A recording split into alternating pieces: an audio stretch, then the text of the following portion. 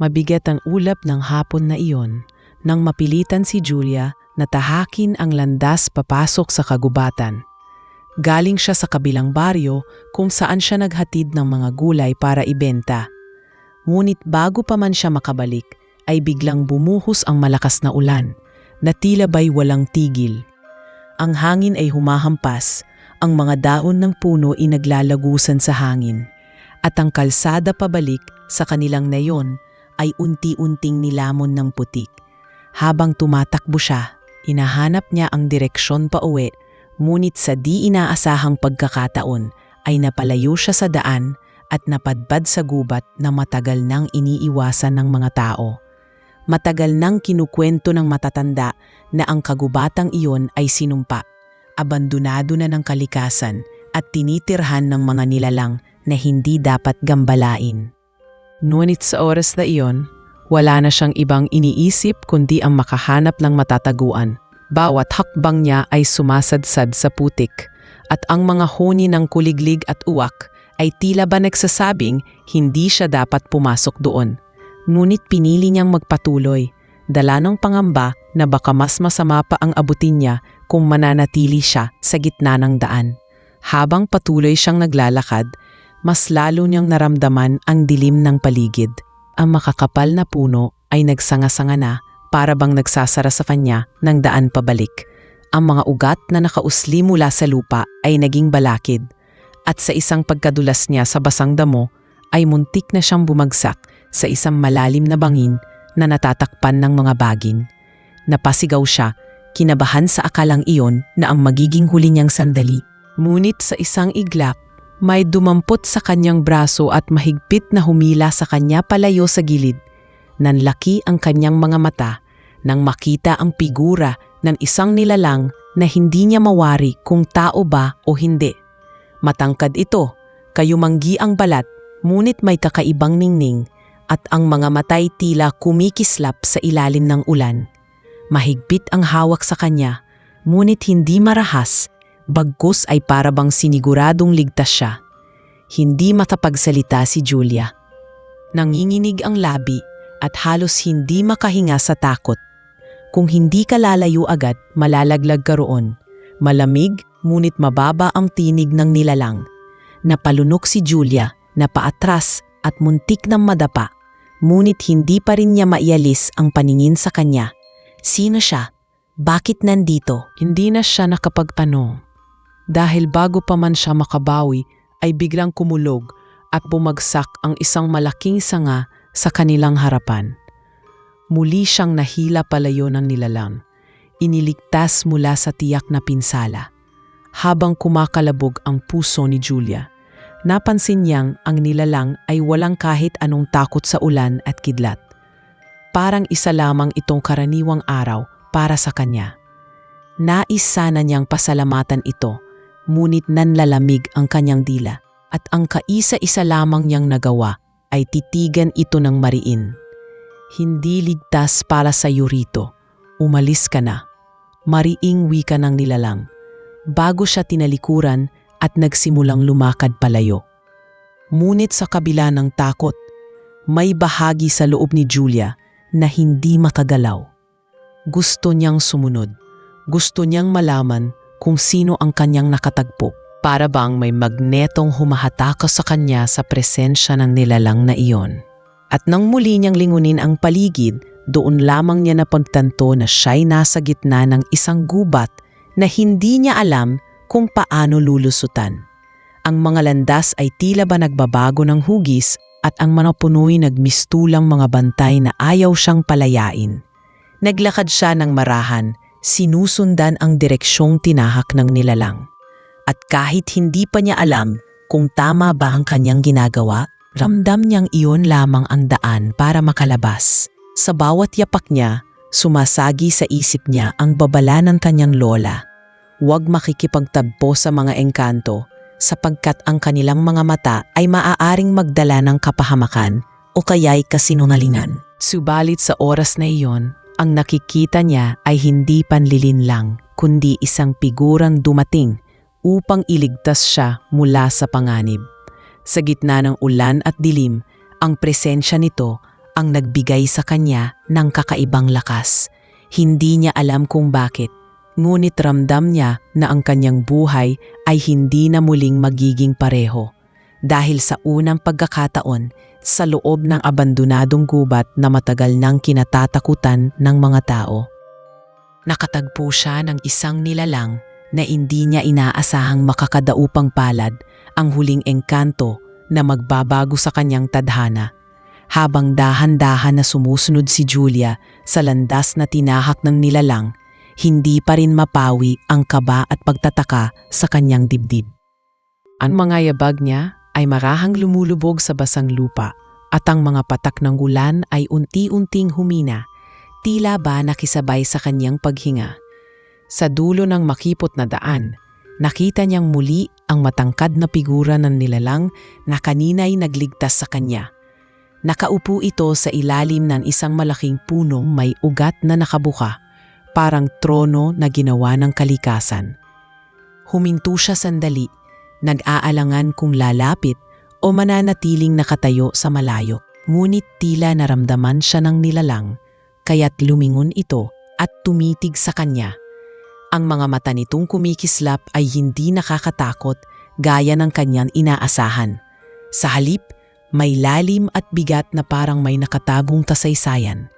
Bakit ka sumunod? Malamig ngunit hindi marahas ang boses nito. Hindi ko alam kung paano makakalabas. Naliligaw ako, sagot ni Julia. Pilit na pinatatag ang kanyang tinig kahit nanginginig pa rin ang tuhod niya. Tumingin ito sa kanya ng matagal bago muling nagsalita. Ang kagubatang ito ay hindi basta tinatahak ng tao. Mula nang iwan ng inyong mga ninuno, tanging ako na lamang ang nananatili dito. Hindi ka dapat narito. Napakunot ang noo ni Julia. Ibig sabihin, ikaw ang bantay ng lugar na ito? Tumango ito at sa unang pagkakataon ay ipinakilala ang sarili. Ako si Justicia, ang huling engkanto na naiwan. Matagal ko nang pinapangalagaan ang gubat na ito kahit wala nang bumabalik upang igalang ito. Nabigla si Julia. Alam niyang may mga alamat tungkol sa engkanto, ngunit ngayon lamang siya nakarinig na may nagsabing siya mismo iyon. Nanatili siyang nakatulala, hindi malaman kung matatakot ba o magpapasalamat. Kung ganun, bakit mo ako iniligtas? Hindi ba't galit kayo sa mga tao? Bahagyang lumungkot ang mga mata ni Justicia at tila ba nagbalik sa kanya ang alaala ng nakaraan. Oo, galit ako, sapagkat ang gubat na ito ay minsang puno ng buhay. Nilalang na gaya ko, mga hayop na malaya at mga punong yumayabong. Ngunit dumating ang mga tao, nagsunog, nagputol at nag-angkin. Ang aking mga kapatid ay naglaho at ako na lamang ang naiwan. Kaya't pinili kong itaboy ang sino mang pumapasok. Ngunit kanina, nang makita kong malalaglag ka, may boses sa loob ko na nagsabing hindi ko dapat hayaan kang masawi. Tahimik na nakinig si Julia at doon niya napagtanto na ang engkantong ito ay hindi lamang basta nilalang ng alamat. May bigat at sugat ang kanyang puso. Dala ng kasaysayang hindi kayang burahin. Nagpasalamat si Julia, marahang yumuko bilang paggalang. Kung ganon, salamat sa ginawa mong pagligtas sa akin. Wala akong ibang hangad kundi makauwi. Pero kung maaari, sana'y tulungan mo akong makahanap lang daan palabas. Ilang sandali ring nag-isip si Justicia. Kita sa kanyang mukha ang pag-aalinlangan. Ngunit sa huli tumayo ito at lumapit. Kung iyon ang nais mo, susundin ko. Ngunit bago kita ilabas, dapat mo makita ang totoo. Hindi lahat ng iniwan ay lubos na wala. May mga bagay na dapat alalahanin, may mga lihim na dapat maunawaan. Naglakad silang dalawa papasok pa sa kaibuturan ng gubat. Habang naglalakad, napansin ni Julia ang kakaibang ganda ng paligid. May mga bulaklak na kumikislap kahit walang liwanag ng araw. At ang mga dahon ng punong dinadaanan nila ay tila ba sumasayaw kahit walang hangin. May mga ibon ding umaawit ng himig na hindi niya pa narinig kahit kailan. Bakit ganito ang itsura rito? Tanong niya habang nakatitig sa mga halamang kumikislap dahil ito ang natitirang alaala ng kagubatang ito. Paliwanag ni Hustisya. Bago pa man ito sirain, ito'y punong-puno ng himala. Ang mga taong dumating ay hindi nakakita ng hiwaga, kundi ng kayamanang maaari nilang ariin. Kaya ngayon, ang mga liwanag na ito ay paalala lamang na minsan ay nabuhay ang kagubatang ito sa kasaganaan. Habang nakikinig, nakaramdam si Julia ng kakaibang lungkot at paghanga. Nakita niya ang lalim ng sugat na iniwan ng mga tao kay Hustisya. At doon niya rin napagtanto na ang kanyang pagkakaligaw ay hindi lamang aksidente. Para bang may dahilan kung bakit siya narito, upang masilayan ang katotohanang matagal nang nakatago. Pagdating nila sa isang malawak na bahagi ng gubat, huminto si Hustisya at tumingin sa kanya. Dito ko pinili na manatili. Ang lugar nga ito ang pinakanatirang sagrado. At ngayon ikaw lamang ang ikalawang tao na nakapasok dito matapos ang napakahabang panahon. Nanlamig ang katawan ni Julia sa kanyang narinig. Ngunit sa halip na matakot, nakaramdam siya ng kakaibang pagtitiwala. Marahan siyang napangiti, kahit may kaba pa rin. Kung ganon, naniniwala ako na hindi ako nagkamali na sundan ka. Marahil ay itinakda rin ito. Sa titig na ibinalik ni Hustisya, may halong pagtataka at kakaunting lambing. Noon lamang niya muling nakita ang isang tao na hindi nagdulot ng takyot o pagkawasak. Noon lamang niya naramdaman na may iisang kaluluwa na handang makinig at umunawa.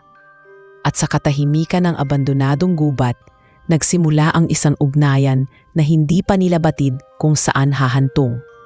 At sa sandaling iyon, hindi na basta isang engkanto ang nakita ni Julia.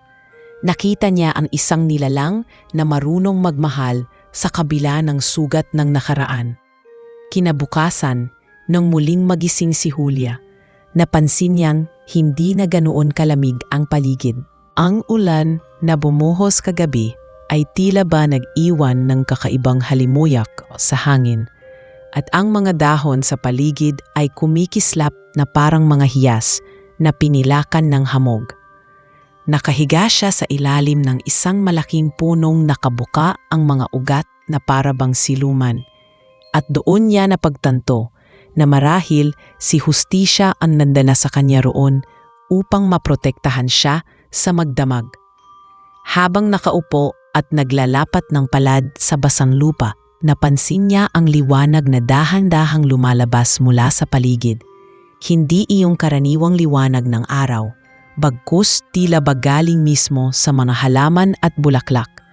Isa-isang nagbukas ang mga talulot na kahawig ng bituin, at sa bawat pagbuka ay sumisirit ang manipis na ningning. Namangha si Julia sa nasaksihan at napaisip kung totoo pa ba ang lahat ng ito o isa lamang bangungot na hindi niya maipaliwanag. Ngayon mo pa lamang nakikita ang tunay na anyo ng gubat. Wika ni Hustisya na biglang lumitaw mula sa dilim. Ang kanyang tinig ay mababa, ngunit may dalang ginhawa, na para bang awit ng isang nilalang na sanay sa katahimikan. Ito ang lihim na matagal nang nakatago. Hindi lahat ng mata ay binibigyan ng pagkakataong makita ito. Tumayo si Julia at lumapit. Paano ito nanatiling buhay kung iniwan na ng mga tao? Hindi ba't dapat matagal na itong natuyo at nawalat? Hindi lahat ng iniwan ay tuluyang namamatay. Sagot ni Hustisya habang itinuro ang isang puno na kulay pilak ang balat. May mga alaala at hiwaga na nananatili, nagkukubli naghihintay ng panahong muli silang mapapansin. Ang mga punong ito, ang mga bulaklak na kumikislap. Sila ang huling bakas ng kagubatan noong ito'y dinadaluyan pa ng paggalang. Ako ang bantay at ako ang nagbuhos ng huling lakas upang manatili ang kanilang sigla. Tahimik na nakinig si Julia. Naramdaman niya ang bigat sa bawat salitang binigkas ni Hustisya. Hindi lamang ito simpleng paglalarawan, kundi pagbubukas ng isang sugat na matagal nang nakabaon. Nakita niya sa mga mata ng engkanto ang lungkot at pagkadismaya. hindi lamang sa mga tao kundi sa mismo alaala ng kanyang mga kapatid na nawala. Habang naglalakad sila, ipinakita ni Hustisya ang isang malawak na bahagi ng gubat kung saan nakatindig ang mga haliging bato na halos nababalot na ng mga baging. Sa pagitan ng mga batong iyon ay may nakaukit na mga simbolo, mga hugis na hindi pamilyar kay Julia. "Ano ito?" tanong niya habang marahang hinahaplos ang isang ukit. "Ito ang manabakas ng aming pagkatao," sagot ni Hustisya. "Dito nakatala ang kasaysayan ng aming lahi. Ngunit unti-unti itong nagbubura sapagkat walang nananatiling nag-aalala. Ang bawat paglimot ng tao ay parang hangin na pumupunas sa mga palatandaan ng aming pag-iral." Naramdaman ni Julia ang bigat ng sinabi niya. Para bang nakakita siya ng monumento ng isang lahing dahan-dahang binubura ng oras at kapabayaan. Sa kanyang puso, umusbong ang awa at pangunawa. Hindi na niya tinitingnan si Hustisya bilang isang kakaibang nilalang, kundi bilang isang nilalang na nasaktan at naiwan sa mundo ng mga alaala. "Hustisya," maingat niyang sambit. "Kung ganon, bakit mo pa rin piniling manatili rito kung alam mong wala nang babalik? Hindi ba't mas madali kung sumuko ka na lang?" Nag-iba ang ekspresyon ng engkanto. Ang kanyang mga mata ay nagliwanag at ang kanyang tinig ay lumalim. "Sapagkat hindi ako ginawa upang sumuko. Ako ang huling tagapangalaga at sa pangalan ko, ako ang natitirang lakas upang igalang ang kagubatan. Kung ako'y mawawala, wala nang magpapaalala sa tao ng kanilang nagawang pagkakamali." Natahimik si Julia. Sa sandaling iyon, nakaramdam siya ng kakaibang paghanga. Ang engkantong ito na pinaniniwalaan ng mga tao bilang mapanganib ay may pusong puno ng paninindigan. Siya'y hindi lamang bantay, kundi tinig ng hustisya para sa lahat ng bagay na nawala at nilapastangan. Habang sila'y nag-uusap, nakaramdam si Julia ng pagdududa sa sarili. Ano ang papel niya sa lahat ng ito? Bakit siya dinala ng tadhana sa gubat na ito at ipinakilala sa huling engkanto? Hindi niya alam ang sagot, ngunit naramdaman niyang may dahilan kung bakit sila nagtagpo. Nagpatuloy sila sa paglalakad hanggang marating nila ang isang maliit na lawa na napapalibutan ng mga punong tumutubing paikot, para bang nagsisilbing altar. Sa gitna ng lawa, makikita ang liwanag na kumikislap sa ilalim ng tubig. Ito ang puso ng gubat, paliwanag ni Hustisya. Habang tumitibok ito, nananatili akong buhay. Ngunit unti-unti na rin itong humihina sapagkat ang gubat ay halos wala nang bumabalik upang mag-alaga. Dahan-dahang lumapit si Julia sa tubig at sinilip ang kumikislap sa ilalim. Para bang may pintig na umaabot sa kanyang dibdib na para bang nakikiugnay sa kanya. Napahawak siya sa kanyang puso at napapikit. Nakakalungkot isipin na ganito ang nangyari sa kagubatang ito, mahina niyang wika. Kung alam lang ng mga tao kung gaano ito kahalaga, marahil ay hindi nila ito pababayaan. Tumingin si Hustisya sa kanya at sa unang pagkakataon may bahid ng ginhawa sa kanyang mga mata. Iyan ang unang pagkakataon na narinig ko mula sa isang tao, marahil ay hindi pa huli ang lahat. At sa mismong sandaling iyon, nagsimula ang pagbubuo ng isang kakaibang ugnayan. Hindi lamang pagkakaibigan, kundi ang unti-unting pag-unawa na ang dalawang magkaibang mundo, ang tao at ang engkanto, ay maaaring magtagpo kung may pusong marunong makinig. Julia, na minsan ay naligaw, ngayon ay tila ba natagpuan ang sarili sa gitna ng isang gubat na matagal nang iniwan ng kanyang mga kababayan. At si Hustisya, na matagal nang mag-isa, ay muling nakaramdam ng presensyang maaaring magbigay sa kanya ng pag-asa.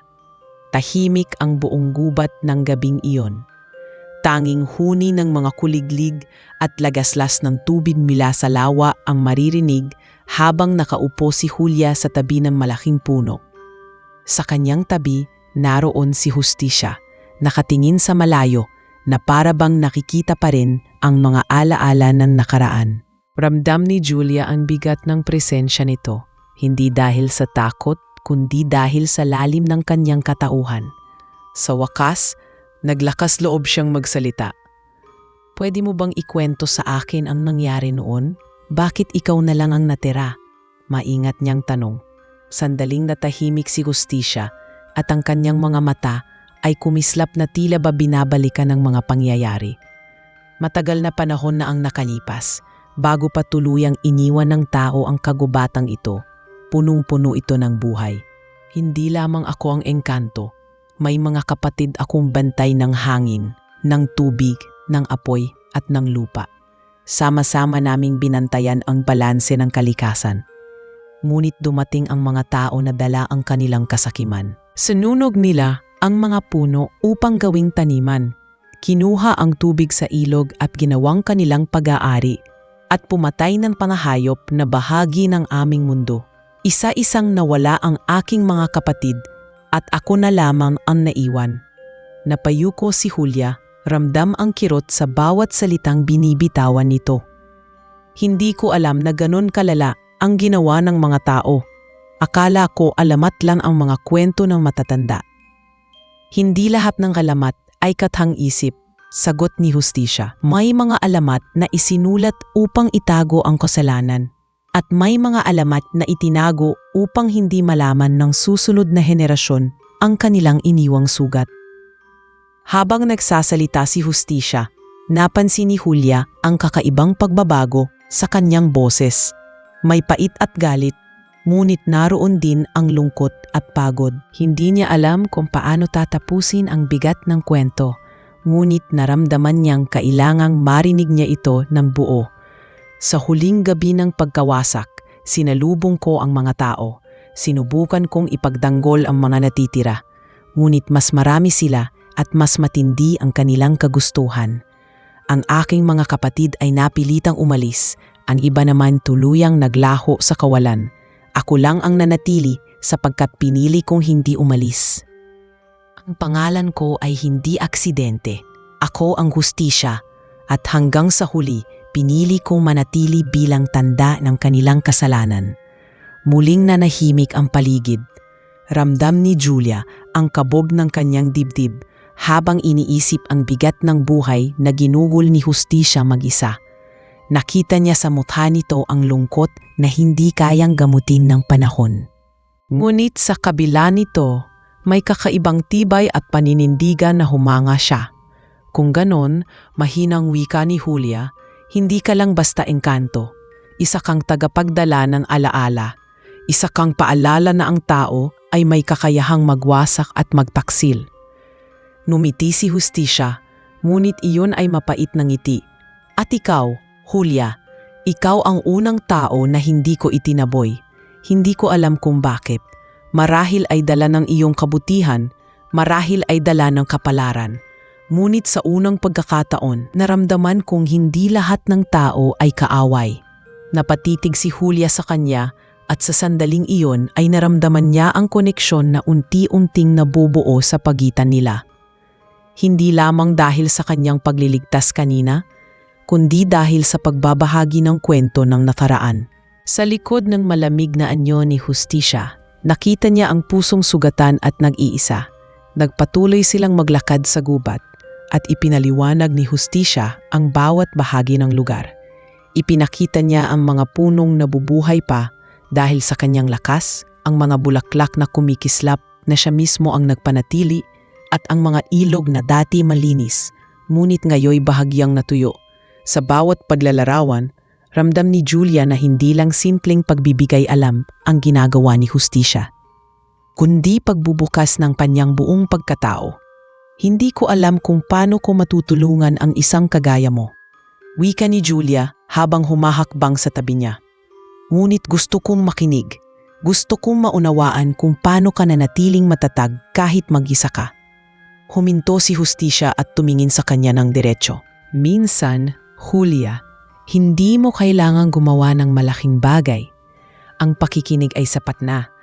Sapagkat sa tagal ng panahon, ito ang unang beses na narinig ng gubat ang boses ng isang tao na hindi nagdadala ng apoy, hindi nagdadala ng kasakiman, kundi ng pag-unawa. Nag-imit ang mata ni Julia, hindi dahil sa takot, kundi dahil sa awa at paghanga.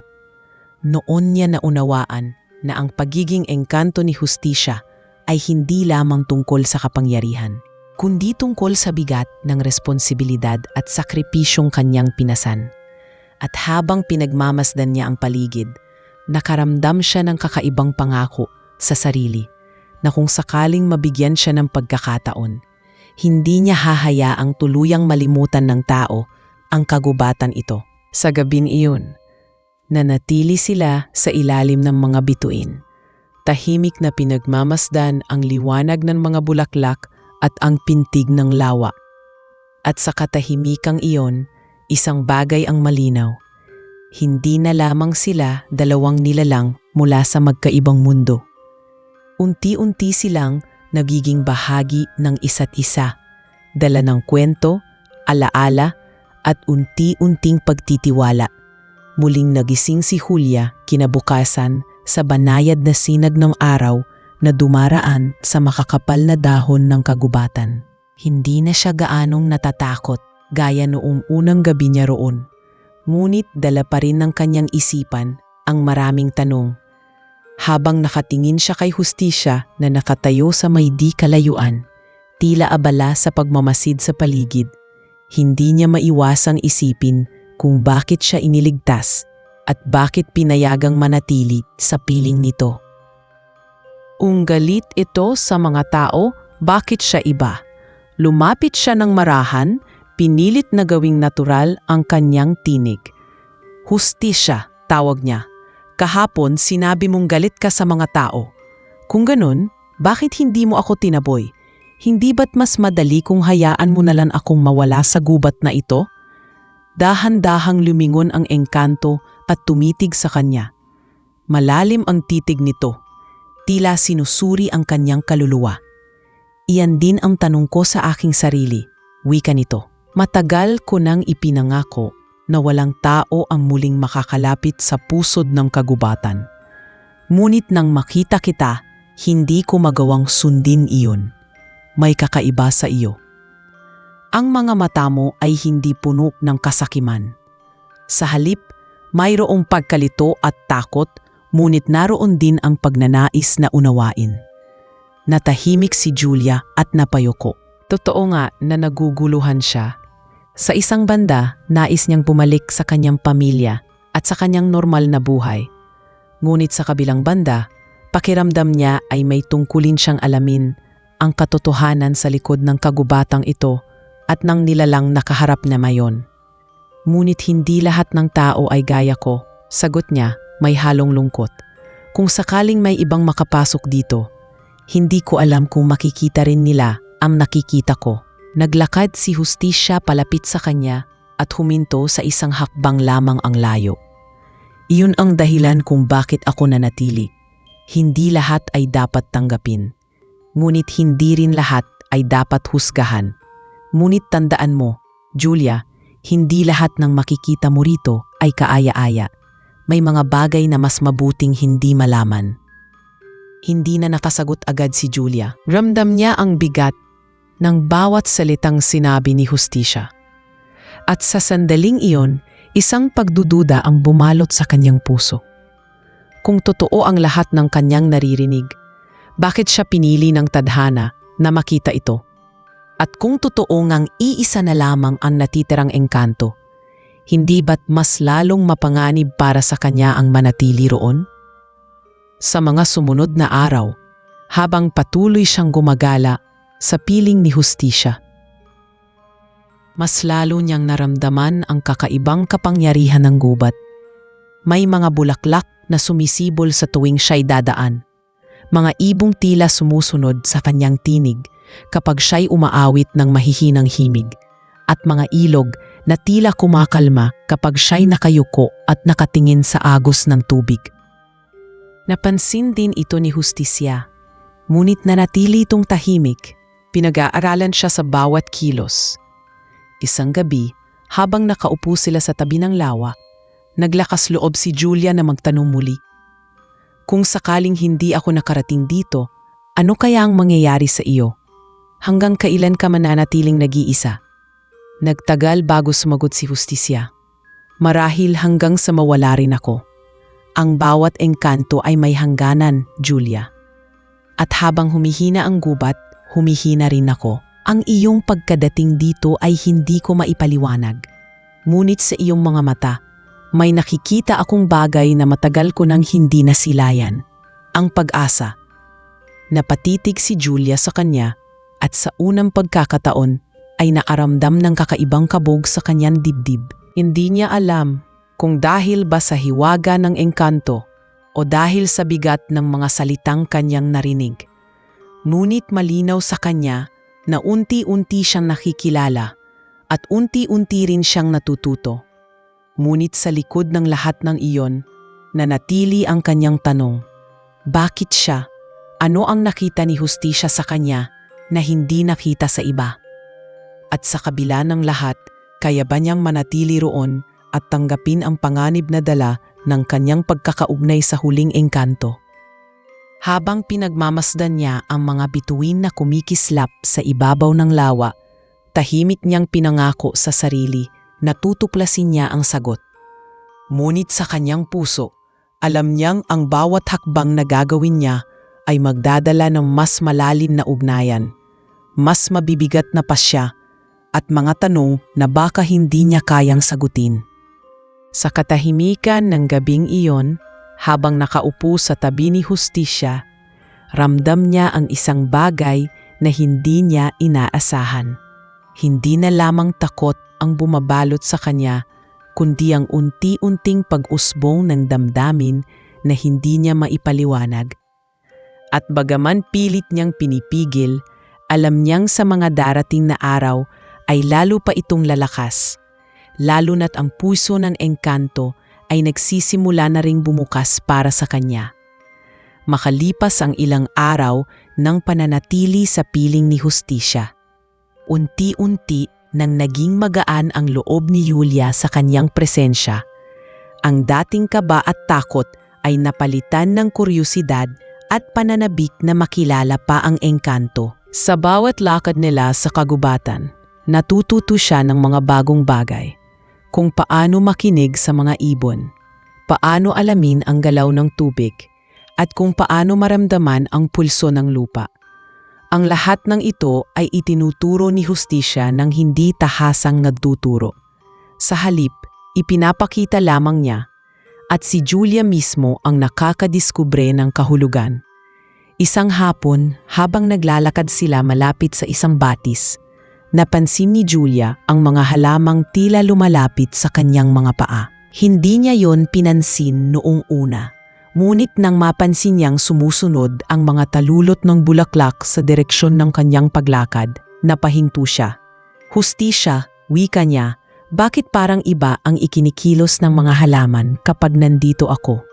Tumingin si Hustisya at hindi agad sumagot. Sa halip, pinanood niya muna ang mga halamang yumuyuko na para bang nagbibigay galang kay Julia. Nang sa wakas ay nagsalita, mabigat ang kanyang tinig. Matagal ko nang napapansin, ang gubat ay bihirang magpakita ng ganyang uri ng reaksyon. Karaniwan, tanging mga engkanto ang may kakayahang magpabuhay o magpalapit ng mga bagay sa paligid. Ngunit ikaw ay tao. Iba ang ipinapakita sa iyo. Kinilabutan si Julia. Hindi dahil sa takot, kundi dahil sa pagtataka. Ano ang ibig sabihin yan? Na may koneksyon ako sa gubat? Huminga ng malalim si Hustisya at tumingin sa ilog na dumadaloy. Marahil ay gano'n na nga. May mga pagkakataon na ang tao at kalikasan ay nagtatagpo sa kakaibang paraan. Hindi ko lubos na maipaliwanag, ngunit malinaw na hindi aksidente ang pagdating mo rito. Natahimik si Julia, iniisip ang bigat ng sinabi. Sa kanyang puso, nagsimulang sumibol ang pag-unawa na ang kanyang presensya sa gubat ay may kahulugan. Hindi lamang siya basta naligaw, kundi marahil ay dinala siya ng kapalaran para sa mas malaking dahilan.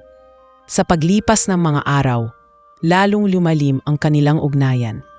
Ang dati malamig at matigas na pakikitungo ni Hustisya ay unti-unting lumambot. Madalas na niyang bantayan si Julia habang ito'y natutulog. At sa tuwing may panganib na gumagala sa gubat, mga ligaw na hayop o mga kakaibang nilalang, nasa tabi siya upang tiyakin na ligtas ito. Si Julia na may nagsimulang magtiwala ng lubusan, kahit paminsan-minsan ay bumabalik sa kanya ang mga babala ng natatanda tungkol sa mga engkanto. Isang gabi, naglalakad silang dalawa sa gilid ng lawa. Tahimik lamang silang pareho, hanggang sa biglang madapa si Julia dahil sa ugat ng puno na nakausli. Mabilis siyang nasalo ni Justicia. Mahigpit ang pagkakahawak sa kanyang braso at bewang upang hindi siya bumagsak. Sa pagkakadikit ng kanilang katawan, kapwa nila naramdaman ang pintig ng kanilang puso. Sandaling natigilan si Julia, ramdam ang init na sumirit mula sa kanyang dibdib. Nagtama ang kanilang mga mata. At sa titig na iyon ay may bagay na hindi nila maipaliwanag. Pasensya na, mahinang sabi ni Julia. Pilit na kumakawala sa pagkakahawak nito. Ngunit hindi agad siya binitiwan ni Justicia. Sa halip, tiningnan niya ito ng matagal. Julia, matagal na akong nakapikit sa damdamin ng mga tao. Ngunit sa iyo, bakit tila ba nararamdaman kong may kakaiba? Bakit ang iyong presensya ay nagdadala ng bagay na hindi ko pa naranasan? Hindi nakasagot si Julia. Naramdaman niya ang mabilis na tibok ng kanyang puso at natakot siyang baka mahalata ito ni Justicia. Sa halip, yumuko siya at marahang tumango. Hindi ko rin alam. Ang alam ko lang sa tuwing nandyan ka, hindi ko na nararamdaman ang takot na dati kong dala. Sa mga salitang iyon, muling tumahimik ang paligid. Ngunit ang katahimikan ay hindi natagaya ng dati. May tensyon na hindi nila mabigyang pangalan, may damdamin na nagsisimulang umisbong. Kinabukasan, habang naglalakad sila sa kagubatan, napansin ni Julia na mas madalas na siyang bantayan ni Justicia. Hindi ito tulad ng dati na malayo ang distansya. Ngayon, palagi na itong nasa tabi niya, handang sumalo kung sakaling siya'y mapahamak. Minsan pa'y nahuhuling niyang nakatitig ito sa kanya at sa bawat pagkakataon ay mabilis itong lumilingon na parang nahihiya.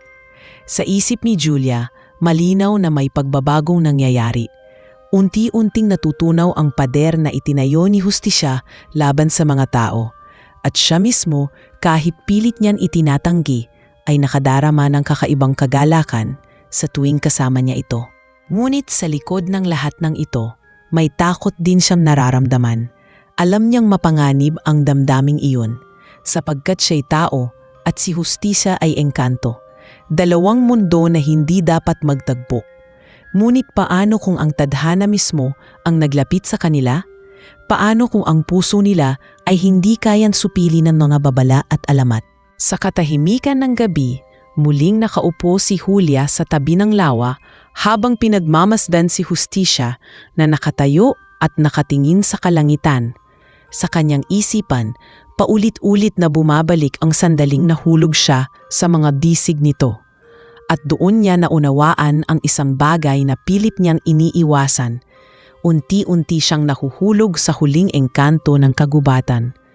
Mabilis na lumipas ang mga araw na parang hindi namamalayan ni Julia.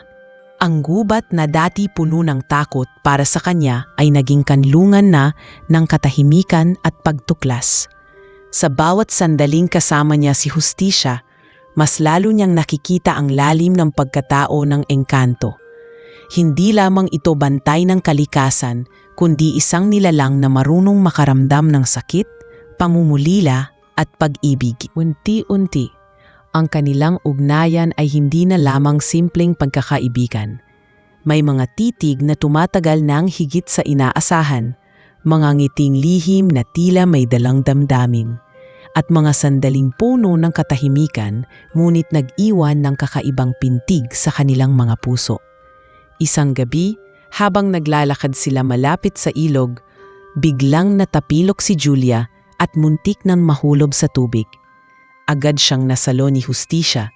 Ang mga kamay nito ay mahigpit na nakayakap sa kanyang baywang. Sa pagkakapit nila, ramdam nilang pareho ang bilis ng tibok ng kanilang mga dibdib.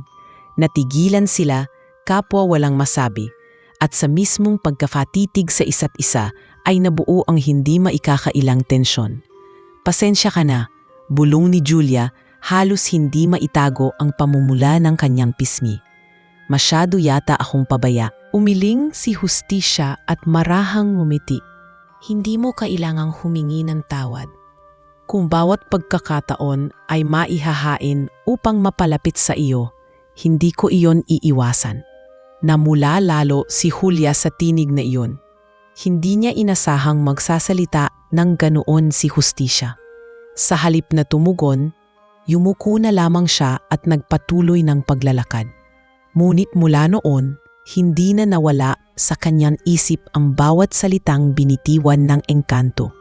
Kinabukasan, habang magkasama silang naglalakad sa gitna ng kagubatan, may nadaanan silang bukirin ng mga bulaklak na nagliliwanag. Parang dadat ng mga bituin na nakahandusay sa lupa. At sa bawat hakbang nila ay tila sumasayaw ang mga talulot. Doon nakaramdam si Julia ng kakaibang saya at tuwa. Tumingin siya kay Hustisya at marahang nagsalita. "Napakaganda. Hindi ko alam na may ganito pa palang kagandahan sa lugar na matagal nang iniwasan ng mga tao." "Hindi lahat ng kagandahan ay para makita ng lahat," sagot ni Hustisya. "Minsan, pinapakita lamang ito sa mga taong handang magpahalaga." Huminto si Julia at tumitig sa kanya. "At naniniwala ka bang ako ay isa sa mga taong iyon?" Tumingin si Hustisya ng diretso sa kanyang mga mata. "Sa ngayon, ikaw lang ang napatunayan kong totoo." Tumahimik sila, ngunit ang katahimikan ay puno ng kahulugan. Sa gitna ng mga bulaklak, para silang dalawang kaluluwang nagtagpo sa maling panahon, ngunit sa tamang pagkakataon. Ang paligid ay tila huminto, at ang pintig ng kanilang mga puso ang tanging ingay na maririnig. Habang lumalalim ang gabi, naupo sila sa ilalim ng isang punong malapit sa lawa. Doon, nagsimula silang mag-usap ng mas malalim pa. Ibinahagi ni Julia ang kanyang buhay sa baryo, ang kanyang pamilya at ang mga pangarap na hindi niya pa naaabot. Ibinahagi naman ni Hustisya ang kanyang lungkot, kung paano isa-isang nawala ang kanyang mga kapatid at kung paano siya nanatiling nag-iisa. Sa kanilang pagbabahagi, unti-unti nilang nakilala ang isa't isa, hindi bilang tao at engkanto, kundi bilang dalawang nilalang na parehong naghahanap ng pagmamahal at pag-unawa. "Julia," mahina ngunit malinaw na wika ni Hustisya, "matagal na akong naniniwala na hindi na ako muling makakaramdam ng ganitong uri ng damdamin. Ngunit sa tuwing kasama kita, pakiramdam ko ay bumabalik ang mga bagay na akala ko'y tuluyan nang nawala. Hindi ko alam kung ito'y tama, ngunit hindi ko rin kayang itanggi." Nanlaki ang mga mata ni Julia at napalunok. Hindi niya inasahan ang pag-amin na iyon, ngunit hindi rin niya kayang itanggi ang totoo. "Hustisya, kahit pilit kong pinipigilan, ramdam ko rin.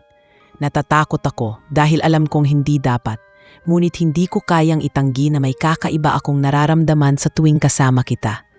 Nagtagpo ang kanilang mga tingin, at sa sandaling iyon, wala nang makapipigil sa pintig ng kanilang puso. Hindi man nila binigkas ng malinaw ang salitang pag-ibig, ramdam nilang pareho ang kanilang nararamdaman. Ngunit kasabay ng kagalakan ay ang takot, sapagkat alam nilang ang kanilang damdamin ay hindi basta tatanggapin ng mundo. Si Julia ay tao, at si Hustisya ay huling engkanto. Sa mga sumunod na araw, lalong naging malinaw ang kanilang ugnayan. Hindi man nila lantaran na inaamin, ang kanilang kilos at mga titig ay nagsasabi ng lahat. Ngunit kasabay ng pag-usbong ng damdamin, ay ang takot na baka dumating ang panahon na kailangan nilang maghiwalay.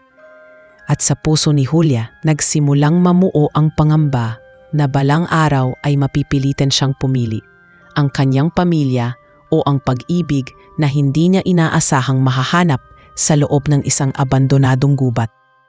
Ngunit sa ngayon, pinili nilang damhin ang bawat sandali. Pinili nilang kalimutan ang mga babala, ang mga takot at ang mga hadlang. Sa mga mata ni Julia, nakita niya ang isang nilalang na marunong magmahal sa kabila ng sugat ng nakaraan. At sa mga mata ni Hustisya, Nakita niya ang isang tao na kayang magpabago ng lahat ng kanyang paniniwala. Sa gitna ng kagubatan, sa ilalim ng liwanag ng mga bituin, ipinanganak ang isang pag-ibig na hindi nila alam kung hanggang saan ang kahahantungan, ngunit sigurado ang totoo at dalisay. Kinabukasan ay ginising si Julia ng huni ng mga ibon na parang nagdiriwang ng isang bagong umaga. Ngunit sa halip na maramdaman ang kapayapaan, naroroon ang bigat sa kanyang dibdib. Alam niyang hindi siya maaaring manatili roon nang walang hanggan. May pamilya siyang naghihintay sa kanya sa baryo at tiyak na nag-aalala na ang mga ito. Habang nakaupo siya sa tabi ng lawa, iniisip niya kung paano niya ipapaliwanag sa kanila ang mga araw na nawala siya, lalo na ang tungkol kay Hustisya. Paano kung hindi siya paniwalaan? Paano kung magalit sila kapag nalaman nilang nakatagpo siya ng engkanto sa loob ng abandonadong gubat? Habang nag-iisip, dumating si Hustisya at tumabi sa kanya. Tahimik muna itong nakamasid bago nagsalita. Malalim ang iniisip mo, Julia? Hindi na ako nagtataka. Alam kong balang araw ay gugustuhin mong bumalik sa mundo mo. Napayuko si Julia at hindi agad nakasagot. Totoo ang sinabi nito. Sa kabila ng lahat ng ganda at hiwaga ng gubat, ang puso niya ay nakatali pa rin sa kanyang pamilya. Oo, Hustisya, mahina niyang sagot. Mahal ko ang gubat na ito at ang lahat ng ipinakita mo sa akin. Ngunit hindi ko rin kayang kalimutan ang pamilya ko. Siguro ay naghahanap na sila sa akin. Tumango si Hustisya, bagaman halata ang lungkot sa kanyang mga mata. Naiintindihan ko. Hindi ako maaaring humadlang sa iyo. Ngunit bago ka umalis, nais kong malaman mo na hindi ako sanay sa ganito. Hindi ako sanay na may tao akong pinayagang pumasok sa buhay ko at pagkatapos ay aalis na lamang. Naramdaman ni Julia ang bigat ng tinig nito. Hindi na niya kinailangang itanong kung ano ang ibig sabihin ni Hustisya. Alam niya sa puso niya na may damdaming unti-unting umusbong sa pagitan nila, na mahirap na ngayong itanggi, ngunit sa kabila nito, nanatili ang katotohanan, kailangan niyang bumalik sa kanyang pamilya.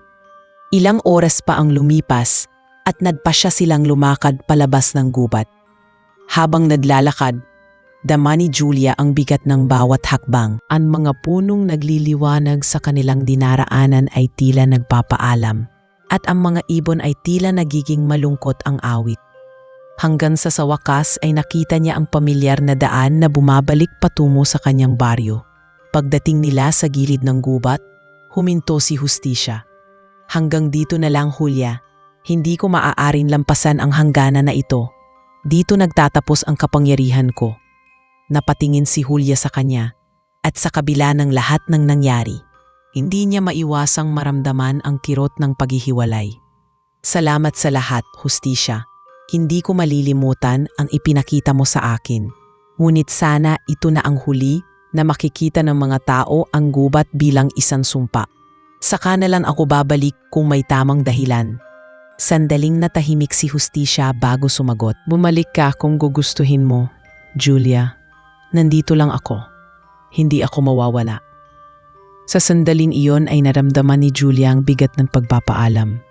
Niyakap niya si Hustisya. Marahang hinayaang madama ang init ng katawan ng nilalang na minsan ay itinuring niyang nakakatakot. Ngunit nayo'y pinakamahalaga sa kanya. Walang salitang binigkas pagkatapos noon. Tanging ang titig at ang haplos ng hangin ang nagsilbing pamamaalam. Pagbalik niya sa baryo, sinalubong siya ng kanyang mga kamag-anak. Ang kanyang ina ay halos maiyak sa tuwa at galit sa parehong pagkakataon. Julia, saan ka ba galing? Akala namin ay hindi ka nababalik.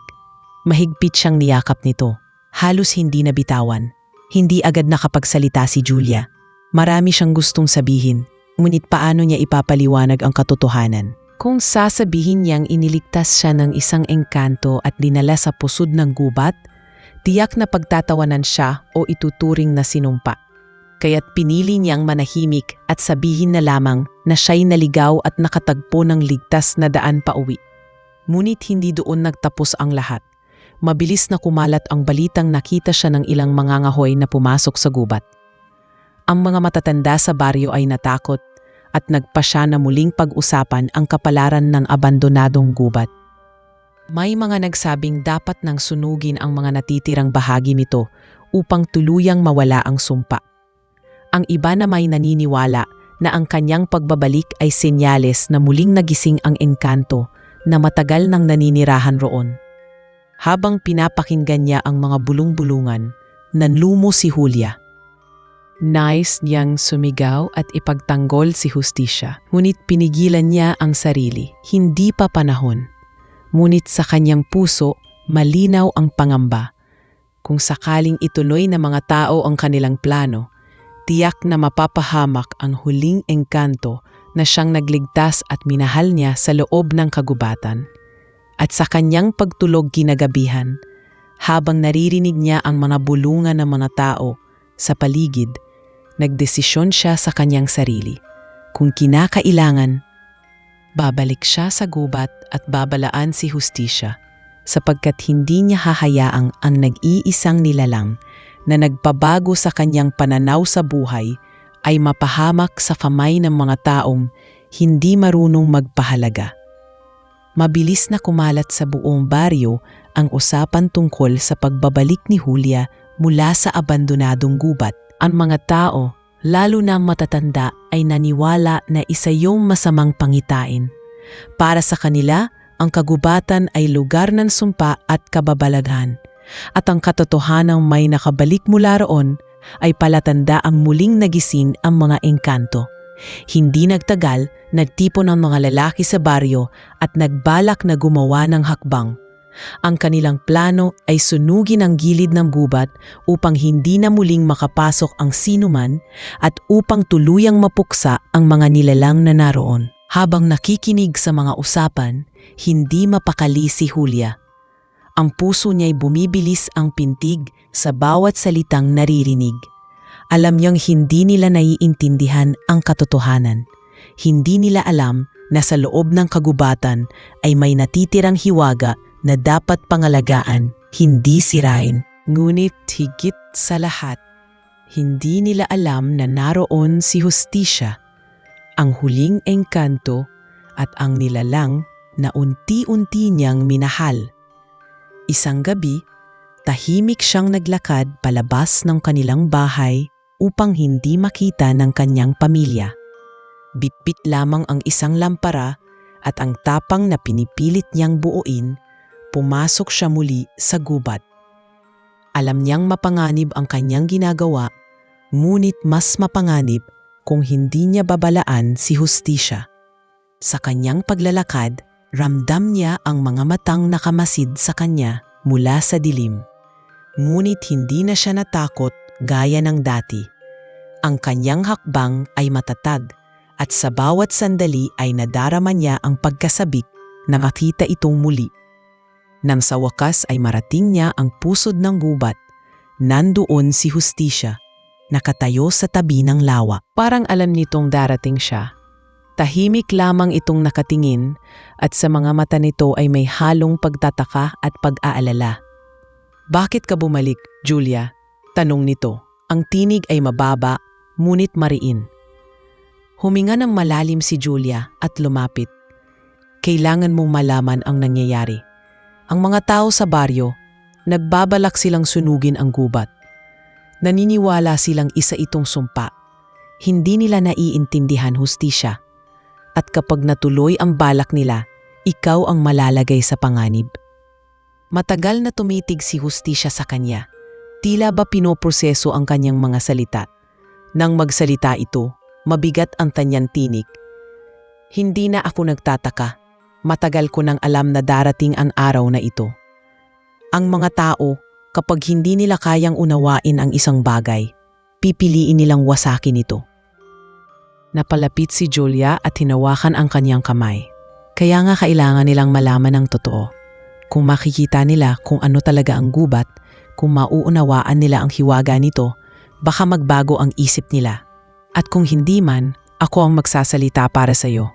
Tinitigan ni Hustisya ang kamay ni Julia na nakapatong sa kanya. Ang init ng palad nito ay tila nagbibigay ng lakas na matagal na niyang nawawala. Handa ka bang humarap sa kanila? Alam mong hindi basta maniniwala ang mga tao. Para sa kanila, ikaw ay isang naligaw na pinili ng engkanto. Marahil ay isipin nilang ikaw ay binalaan o sinumpa. Tumango si Julia, mariin ang kanyang desisyon. Hindi ko na iniintindi kung ano ang isipin nila. Ang alam ko lang, hindi ko hahayaang masira ang kagubatan na ito at higit sa lahat, hindi ko hahayaang ikaw ay mapahamak. Sa unang pagkakataon, nakita ni Julia ang bakas ng ngiti sa labi ni Justisya. Matagal ko nang ipinaglalaban ang kagubatang ito mag-isa. Ngunit ngayon, hindi na ako nag-iisa. Kung talagang iyon ang iyong pasya, tutulungan kitang ipakita sa kanila ang katotohanan. Kinabukasan, nang magtipon ang mga tao upang maghanda ng mga sulo, lumabas si Julia at humarap sa kanila. Ang kanyang pamilya'y nagulat at nagalit na makita siyang muli sa gitna ng usapan. Ngunit bago pa siya mapigilan, nagsalita siya ng malakas upang marinig ng lahat. Hindi sumpa ang gubat. Ang kagubatang iyon ay buhay at may hiwaga na dapat pahalagahan. Nandoon ako at nakita ko mismo ang katotohanan. Hindi dapat sunugin ang isang bagay na hindi natin nauunawaan. Nagkatinginan ang mga tao, ang ilan ay natahimik, ngunit ang iba na may nagalit. Julia, nabighani ka na. Hindi mo na alam ang tama't mali. Sigaw ng isang matanda. Ngunit bago pa lumala ang pagtatalo, isang kakaibang liwanag ang sumilay mula sa gilid ng gubat. Isa-isang lumitaw ang mga bulaklak na kumitislap at ang mga ibon ay nagtipon sa himpapawid. Lumilipad na parang may sinasayaw na himig. Mula sa dilim, lumabas si Justisya. Ang kanyang presensya ay nagdulot ng takot at pagkamangha sa mga tao. Ngunit hindi siya nagpakita ng galit o banta. Sa halip, tumayo siya sa tabi ni Julia at nagsalita. Ako si Justisya, huling bantay ng gubat. Hindi ako kaaway. Ang nais ko lamang ay igalang ang kalikasan at ang mga alaala ng mananawala. Kung sisirain ninyo ang gubat, mawawala ang huling bakas ng inyong sariling kasaysayan. Tahimik ang lahat. Ang ilan ay nanininig, ang iba na may napapaluha. Sa tabi ni Justisya, matatag na nakatayo si Julia, pinapatibay ng kanyang pag-ibig at paninindigan. At sa sandaling iyon, unti-unting nagbago ang hangin ng gabi sa harap ng takot at alinlangan ng mga tao. Nagsimula silang makakita, hindi ng sumpa, kundi ng isang hiwagang matagal na nilang nakalimutan. Ang apoy na kanilang balak gamitin upang sirain ay tila ba natupok ng liwanag na mula sa gubat mismo. Ngunit alam ni Julia at Justisya na hindi pa tapos ang lahat. Ang kanilang laban ay ngayon pa lamang nagsisimula at sa susunod na mga araw, haharapin nila ang pinakamabigat na pasya ng kanilang buhay. Tahimik ang buong baryo matapos lumabas si Justisya mula sa dilim ng gubat. Ang mga tao'y parang natulala sa kanilang nasaksihan. Hindi makapaniwala na totoo nga ang mga kwento ng matatanda. Ang ilan ay agad na nagdasal at nag-antanda, habang ang iba na may nanatiling nakatayo, hindi alam kung tatakbo ba sila o mananatili. Sa tabi ni Justisya ay matatag na nakatayo si Julia, hawak ang kanyang damdamin at tapang, kahit ramdam niyang nanginginig ang kanyang mga tuhod. Hindi na niya alintana ang mga bulong-bulungan.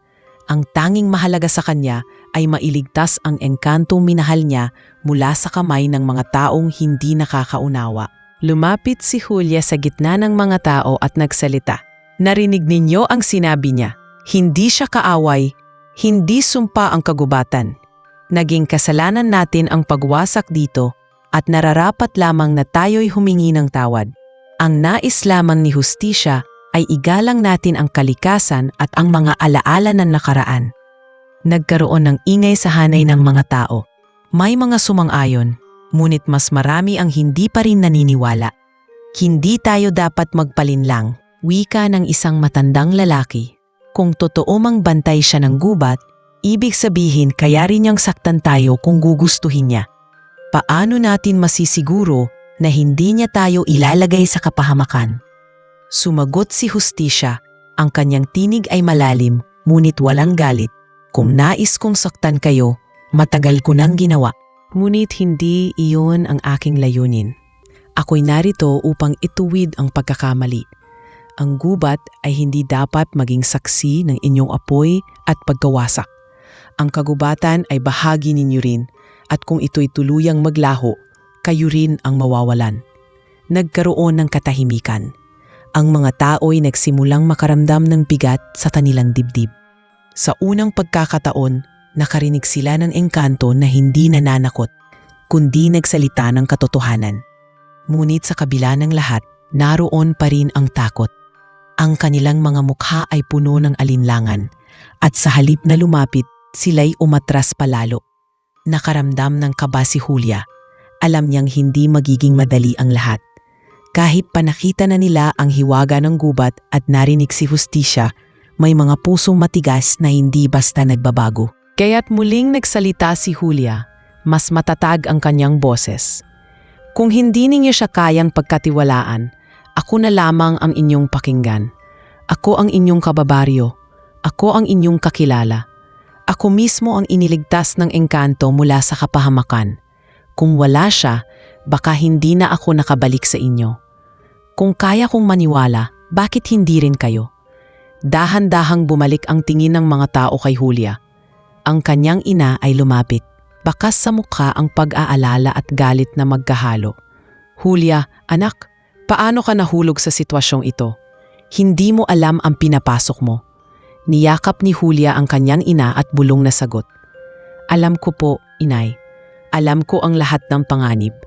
Pero higit sa lahat, alam ko rin ang katotohanan. Hindi siya masama. At kung hindi natin siya ipagtatanggol, mawawala ang natitirang hiwaga ng mundong ito. Sa mga salitang iyon, nagsimulang mabago ang ihip ng hangin. May mga kabataang babae at lalaki ang lumapit, nagsaming naniniwala sila kay Julia. Kung hindi nga siya kaaway, bakit hindi natin subukan makinig? Sabi ng isa. Ngunit may ilan pa ring matitigas ang loob, nagsasabing hindi dapat magtiwala sa nilalang na hindi tao. Sa gitna ng pagtatalo, lumapit si Hustisya kay Julia. Mahina nitong sinabi, hindi ko nais na mapahamak ka dahil sa akin. Kung pipiliin mong bumalik sa kanila at talikuran ang lahat ng ito, hindi ako magagalit. Ngunit umiling si Julia at tumitig sa kanyang mga mata. Hindi ko kayang talikuran ang totoo at higit sa lahat, hindi ko kayang talikuran ka. Sa mga salitang iyon, doon unang narinig ng lahat ang malinaw na damdamin na namamagitan sa kanila.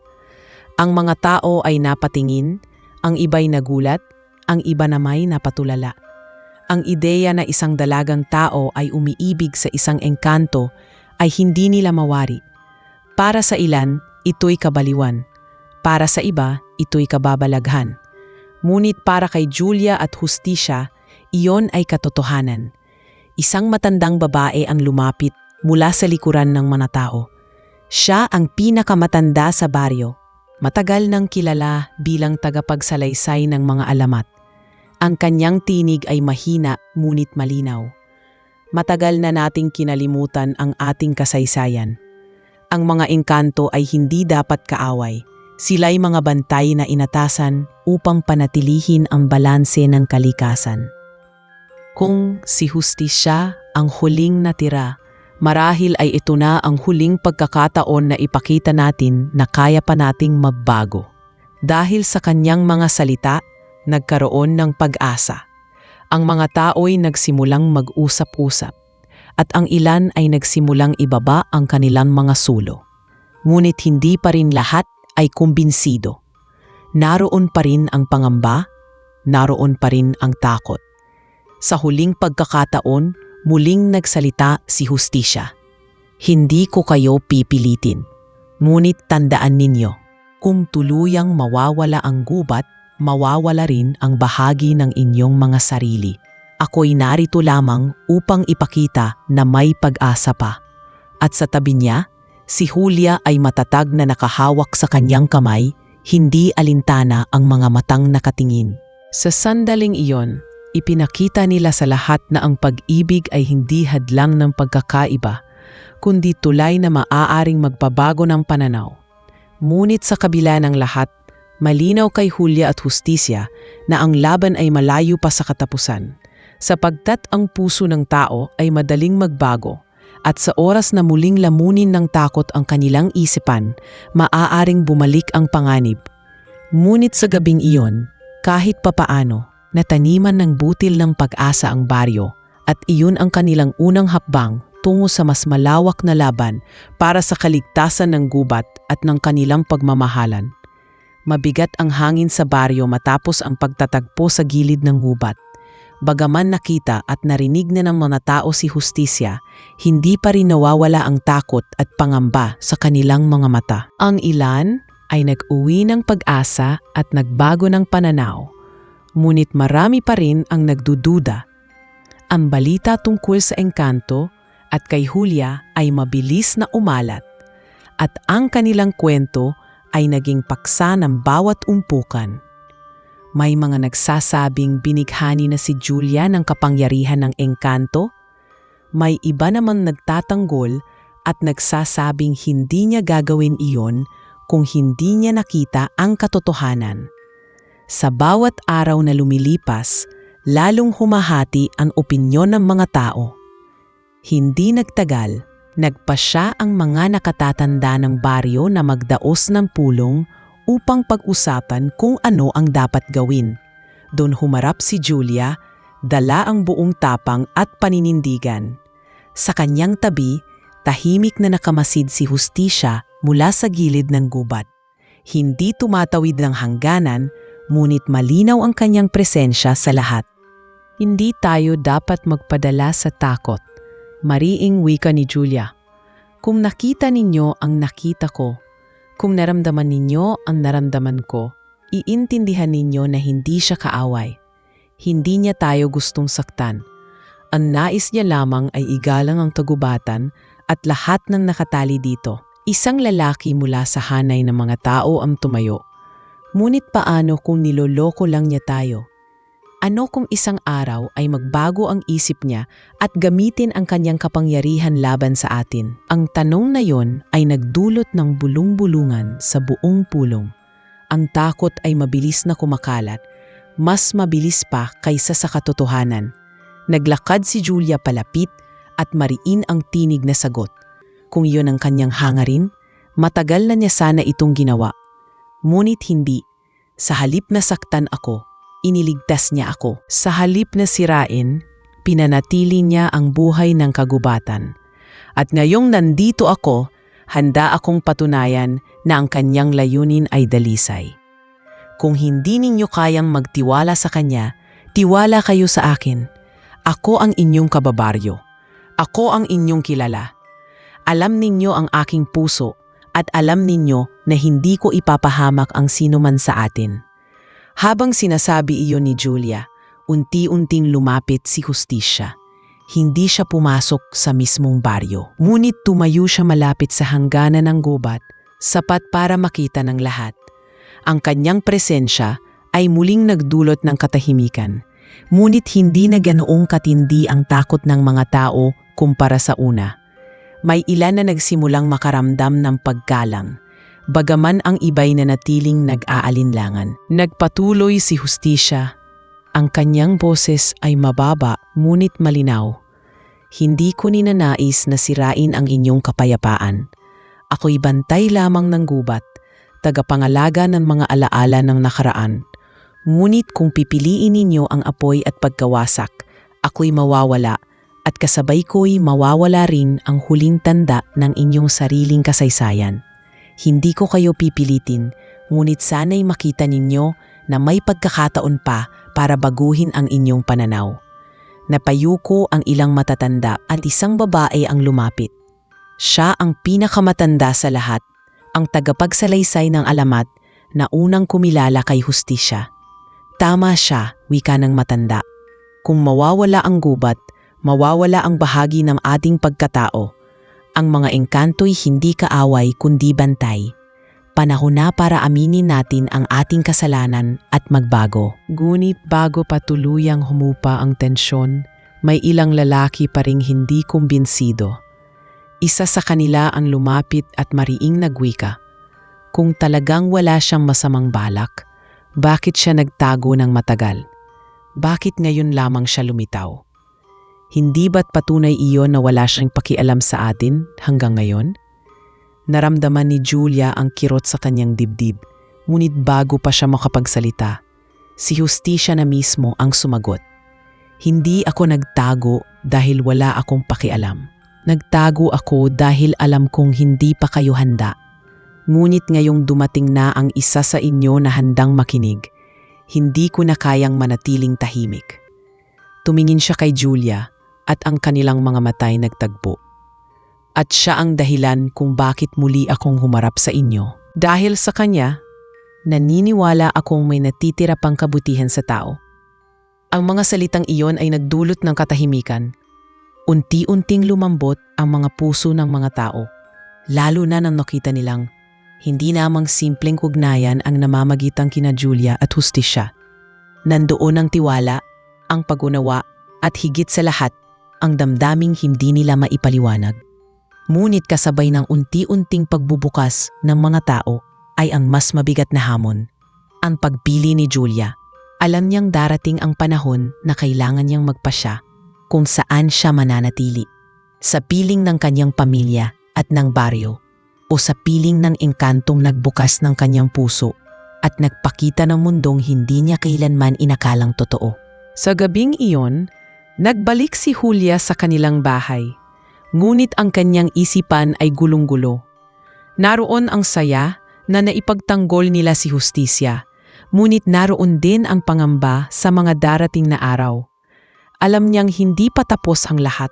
Sa halip, nagsisimula pa lamang ang mas mabigat na laban. Hindi laban ng lakas, kundi laban ng damdamin at paninindigan. At sa katahimikan ng kanyang silid, habang nakatingin siya sa bintana, at pinagmamasdan ang kislap ng mga bituin, isa lamang ang malinaw sa kanya. Mahal na niya si Justicia. Ngunit ang tanong na patuloy na bumabalik sa kanyang isipan ay kung may lugar ba ang pag-ibig na iyon sa dalawang magkaibang mundo. Mabilis na lumipas ang mga araw matapos ang pulong sa baryo. Bagaman may ilan pa ring nananatiling nag-aalinlangan, mas marami na ngayon ang nagsimulang maniwala kay Julia at kay Justicia. Nakita nilang hindi dumating ang kapahamakan sa kanilang lugar, bagkus ay mas naging payapa ang gabi at mas masagana ang ani. Ang mga bata ay nagsimulang maglaro malapit sa gilid ng gubat at ang mga kababaihan ay naglalagay ng mga bulaklak sa may hangganan bilang tanda ng paggalang. Ngunit sa likod ng lahat ng ito, nararamdaman pa rin ni Julia ang bigat sa kanyang dibdib. Alam niyang darating ang araw na pipiliin niya kung saan siya mananatili at hindi niya alam kung handa na ba siya. Isang gabi, habang nakaupo siya sa tabi ng kanilang bahay at nakatingin sa buwan, dumating si Justicia. Hindi siya pumasok sa baryo, nanatili siya sa anino ng mga puno. Ngunit sapat na iyon para mapansin ni Julia. Agad siyang lumapit at nagtungo sa kanyang piling. "Bakit ka nandito?" tanong niya, halos pabulong. "Hindi ko kayang hindi ka makita," sagot ni Justicia. "Simula nang bumalik ka sa kanila, naramdaman kong mas lumalayo ka. At alam kong darating ang oras na kailangan mong pumili." Natahimik si Julia, hindi alam kung ano ang dapat sabihin. Totoo ang sinabi ni Justicia. Mas madalas siyang kasama ng kanyang pamilya ngayon. Tinutulungan sila sa pang-araw-araw na gawain. Ngunit sa bawat gabi ay iniisip niya ang kagubatan at ang engkantong naiwan doon. Sa kanyang puso, malinaw na may dalawang mundong humihila sa kanya, ang pamilya na kanyang pinagmulan at ang milalam na kanyang minahal. "Justicia," maingat niyang wika, "mahalaga ka sa akin. Ngunit paano ko pipiliin kung alam kong masasaktan ko ang isa sa dalawang mundong ito? Paano kung sa pagpili ko may mawawala?"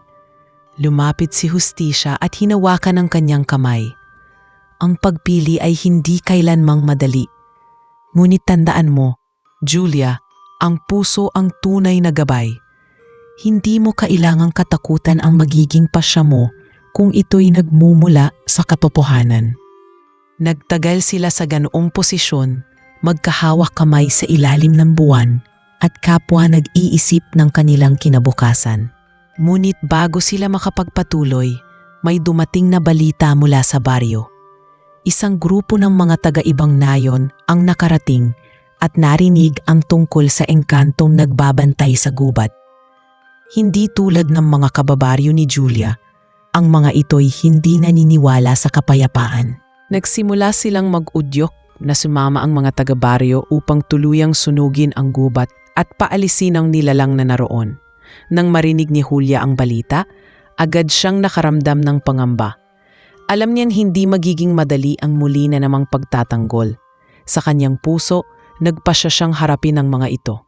Sa tulong ni Hustisya, muling nagsalita si Julia sa harap ng mga tao. Hindi ninyo nakikita ang nakikita ko? Ang kagubatan ay hindi dapat wasakin. Hindi ito banta. Ito'y buhay. At kung pipilitin ninyong sirain, kayo mismo ang mawawalan. Ngunit mas matindi ang galit ng mga taga-ibang nayon. Hindi kami naniniwala sa iyong mga salita, sigaw ng isa. Kung totoong hindi siya masama, ipakita niya ang sarili niya at patunayan sa amin. Sa pagkakataong iyon, lumabas si Hustisya mula sa lilim ng mga puno. Hindi siya nagpakita ng galit o banta. Sa halip, tumayo siya ng matatag at nagsalita. Ako si Hustisya, hindi ako kaaway. Ako'y bantay lamang. Ngunit kung pipilitin ninyo ang apoy, sisirain ninyo hindi lamang ang gubat, kundi pati ang inyong sariling kinabukasan. Ang kanyang presensya ay nagdulot ng takot at paghanga, ngunit hindi lahat ay tumigil. May ilan pa ring nagpumilit at nagtangkang magdala ng mamasulo papasok sa gubat. Agad na humarang si Julia, nakatayo sa pagitan nila at ng kagubatan. Kung nais ninyo siyang sirain, kailangan muna ninyong dumaan sa akin, mariin niyang sigaw. Nabigla ang lahat, lalo na si Hustisya. Hindi niya inasahang ipapanganib ni Julia ang sarili sa ganoong paraan. Ngunit sa kanyang mga mata, nakita niya ang katapatan ng damdamin nito. Doon niya puluyang naunawaan na ang pag-ibig ni Julia ay higit pa sa takot, higit pa sa alinlangan. Ito'y pag-ibig na handang magsakripisyo.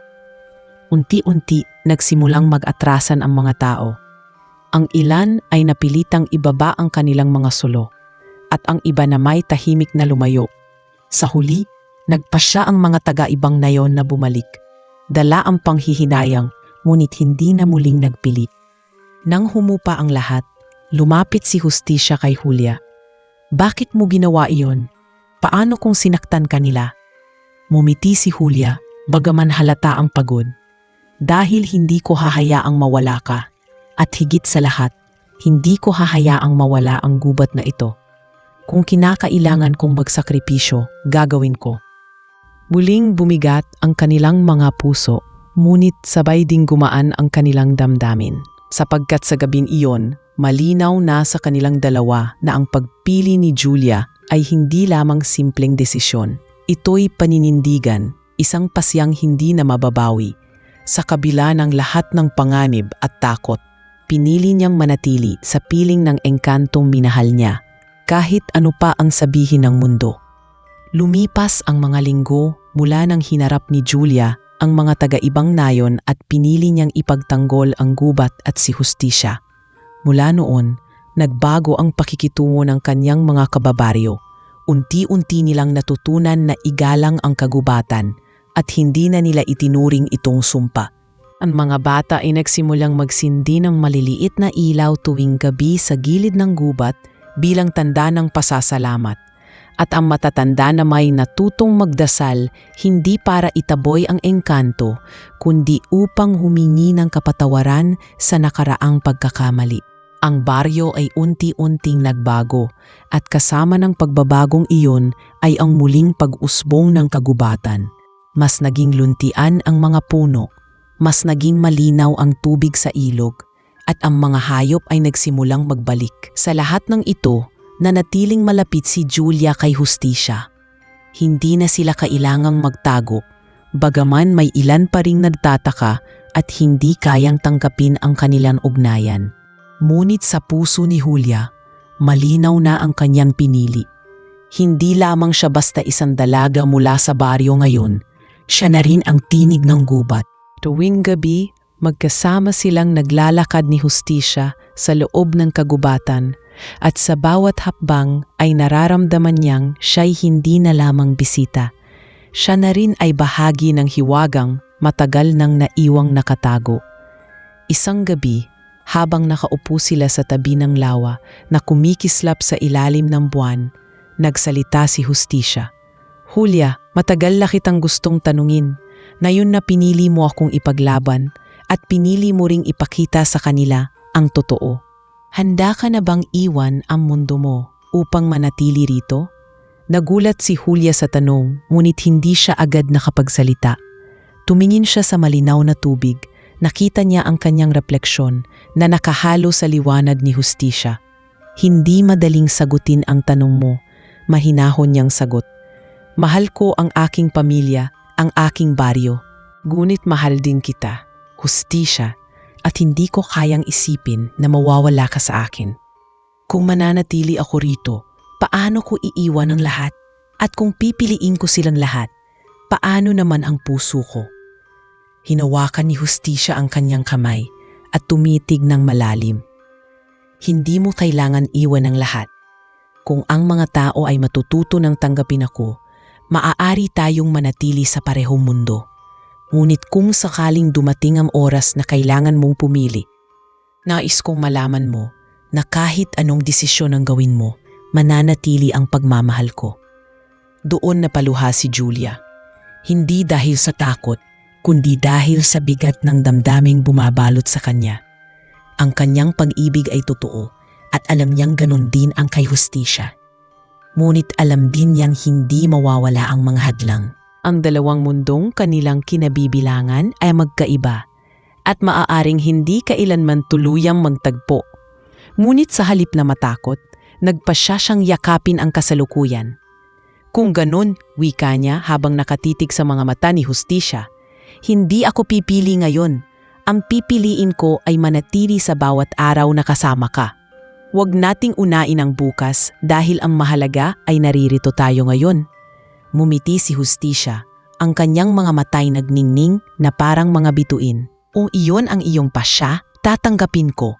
At sa bawat araw na darating, pangangalagaan kita gaya ng pag-aalaga ko sa kagubatan. Mula noon, naging mas bukas ang baryo sa kagubatan. Ang mga tao ay nagsimulang magtanim muli ng mga puno sa hangganan, nag-aalay ng mga bulaklak at prutas bilang tanda ng paggalang. At tuwing gabi ng kabilugan ng buwan, nagtitipon sila sa gilid ng gubat upang magpasalamat. Hindi nila lubos na naiintindihan ang lahat, ngunit natutunan nilang igalang ang hindi nila kayan ipaliwanag. Si Julia at si Hustisya naman ay naging simbolo ng pagkakaisa ng tao at ng kalikasan. Sa kanilang pagmamahalan, nakita ng mga tao ang aral na hindi dapat katakutan ang mga bagay na kakaiba, sapagkat minsan ang mga ito ang magtuturo ng tunay na halaga ng buhay. Ang kanilang kwento ay naging alamat ng baryo, isang alamat na hindi tungkol sa sumpa, kundi tungkol sa pag-ibig na naghilom ng sugat ng nakaraan. At sa bawat gabi na magkasama silang nakaupo sa ilalim ng bituin, tahimik ngunit puno ng damdamin, ramdam ni Julia na kahit anong hadlang ang dumating, ang kanilang puso ay mananatiling nagtatagpo. Sapagkat siya ang dalagang pinili ng huling engkanto, at siya naman ang engkantong minahal ng isang dalaga. Ang kanilang kwento ay hindi nagtapos sa takot, kundi sa pag-asa na kahit magkaiba ang kanilang mundo, kaya pa ring magtagpo ang kanilang mga puso.